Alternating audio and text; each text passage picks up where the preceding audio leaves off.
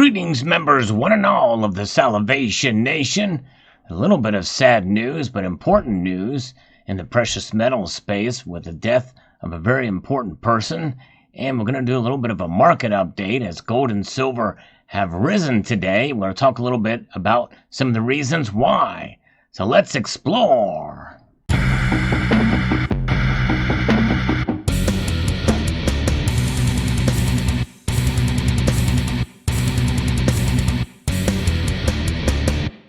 Indeed, gold and silver. You know, there's a lot of analysts out there. There's a lot of executives and people that do mining and precious metals research and the like. And we're going to be talking about the Silver Institute because the president of the Silver Institute, Bradford Cook, passed away within the last couple of days here. And I'll just read a little bit from this press release. The members of the Silver Institute offer our condolences to the family, friends, and colleagues of Bradford Cook, who passed away unexpectedly. Likely, it was probably a heart attack, but very, very sad, especially if it's unexpected like that. He was the founder and chairman of Endeavour Silver and president of the Silver Institute. Michael D. Rienzo, executive director of the Silver Institute, said, "We are extremely saddened to learn of Brad's passing. Brad was an accomplished geologist and mining executive whose leadership and commitment to the Institute was steadfast. Our members relied on Brad for his experience and keen insight, especially his passionate dedication to sustainability and environmental, social, and governance issues. We will miss him greatly." Now, this gives you another example of how these terms and ESG has absolutely infected even the precious metals space. It's everywhere, folks. And so, you know, again, sad to hear that he passed away, but this is definitely not good news that they are falling in line. But of course, that is typically the case. We see it with all mining companies, even mining companies that I've profiled on this channel. We have seen them start to move in that direction. But nonetheless, a lot of that, and that's a different topic. We've talked about this before, is those are the buzzwords, and they want to try to get in with the in crowd, so to speak. But let's take a look at the statement from Endeavour Silver. Most of you have heard of Endeavour Silver. The company's founder, director, and executive chairman, Bradford Cook, passed away suddenly and unexpectedly in Vancouver, British Columbia at the age of 67. Endeavour wishes to extend our sincere condolences to his family, friends, and business associates. He was well known as an accomplished geologist with nearly 5 decades of experience in the metals and mining industry. Brad has been a vibrant member of the mining community and will be dearly missed. As a professional geologist and entrepreneur, he has created shareholder value for his stakeholders around the world through discovery, development, and operations in his long-standing successful career. He has earned a reputation as an eternal optimist trying to shape the world for greater good with constructive hard work. And that's just it. Some of these mining companies, you know, they need to put a positive spin on what they're doing because when you think of mining, you think of clear cutting and raping the landscape. And so this is why I think one of the reasons why they embrace this ESG narrative so that they can be more accepted and that they're being responsible. Although, in my view, they don't need to do that in order to show that they're being responsible. They just have to follow the regulations, and most companies do. Most good companies do. I have no doubt that Endeavour Silver did that as well. But it goes on to talk about his resume here and what he had done there, and of course, again, corporate social responsibility at Endeavour from the start. Communities near our minds.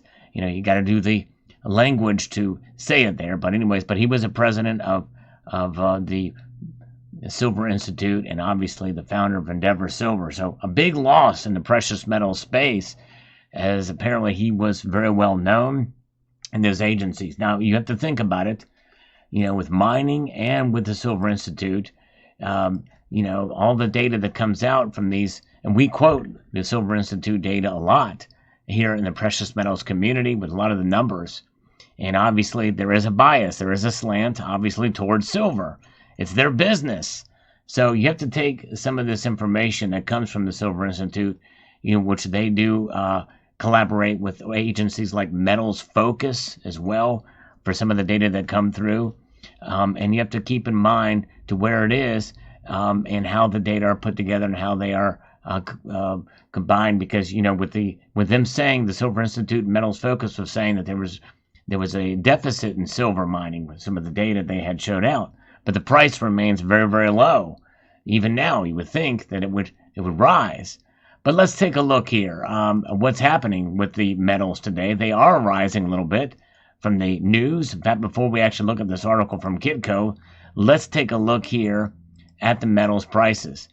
We can see, and with minutes before the markets close, that gold has snapped up a little bit today, almost just over half a percentage point, 0.64% to be accurate.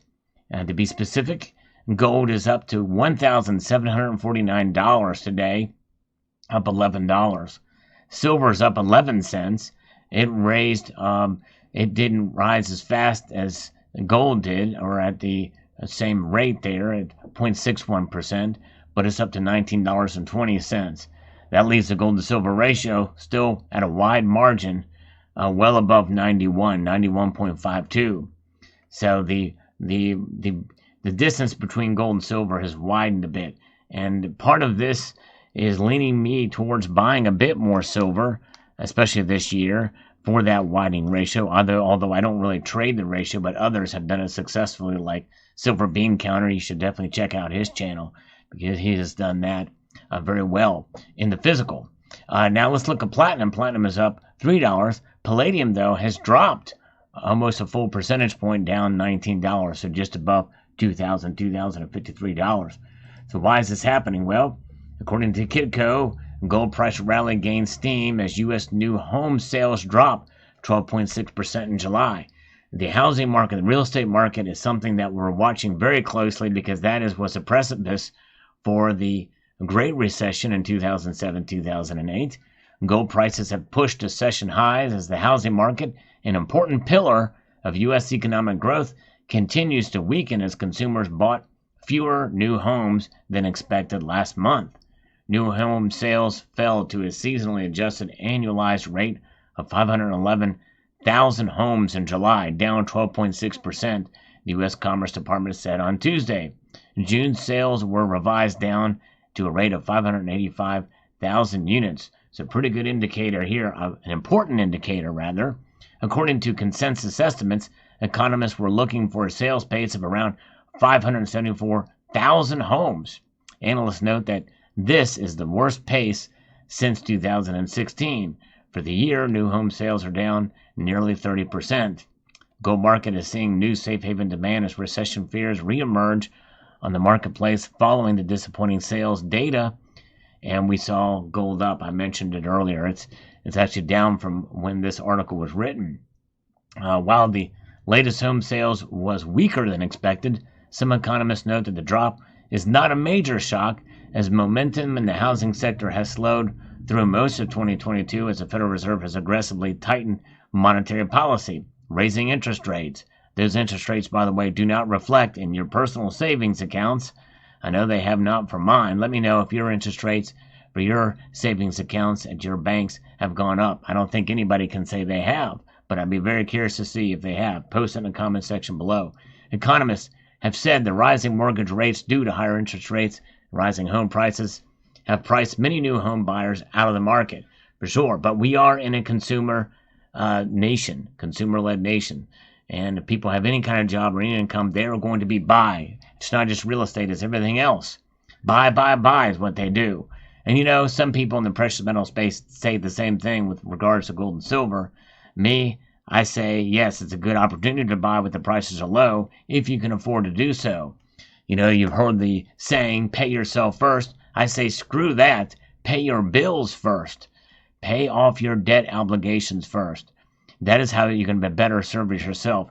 It's much better. You will sleep better at night knowing you have less debt, declining debt, and rather than to have a bunch of gold and silver in your possession with a massive debt looming over your head. Looking at prices, the report said the median sales price of new houses sold last month was $439,400, The average sale price was $546,800. Inflation is hitting that market as well, too. For some economists, there are signs that the market is stabilizing as housing inventories pick up. The report said the supply of new homes for sales increased to 464,000, representing a 10.6-month supply at current sales prices. People are still buying, and why are they doing it? There's two reasons. Number one, we are a consumer-based nation here in the United States, but probably most Western nations are at the same level. But number two, people are fearful that prices are going to continue to rise. Better to buy now before the prices rise even more. I can certainly understand that. However, I believe that it's really mostly ingrained in us. Now, another report that I heard on the radio said that in order for us to really stave off inflation, the unemployment would have to be nearing 10%, with the U3 10% unemployment in order to really stave off inflation. And so therefore, with the Fed raising rates, and that could have an effect on the job market too, because less economic activity means less people needed for jobs, and then we can start to see things go backwards. I mean, the Fed is not going to want to do that because they're all in it together in terms of setting the political narrative. The political narrative outweighs what is necessary or doing the right thing. And by the way, I'm not saying it's the right thing for people to lose their jobs, but nonetheless, the ultimate right thing to do is to stop the government spending, stop the creation of the monetary supply, rein it in. And now, obviously, if they had some sort of rules-based monetary system with gold and silver being a part, that would be a good start. Ultimately, it'd be nice to be back on a gold standard, but that's unrealistic anytime soon. The only person who ever proposed such a thing, a rules-based monetary system of political importance, was a candidate for president in 2016, and that was Ted Cruz. And only he and Donald Trump actively talked about the Fed and what they had been doing and to try to make it non-political. But obviously that isn't the case with Jerome Powell. It was a poor choice by Donald Trump to choose him, but nonetheless, the Fed and the deep state, they all work hand in hand. The administrative state is a threat. It is a threat to the United States. It is a threat to our individual liberty, and the foundations from which this country was founded. And that is a threat, as well as politicians who feed it. And politicians of both parties do that. And until people actually wake up to what's going on in the system and vote for politicians who believe in limited government and actually doing something to cut spending and to rein in government, we're going to continue to go in this direction. It's a sad world we live in these days. But nonetheless, there it is, gold and silver. That's where the prices are.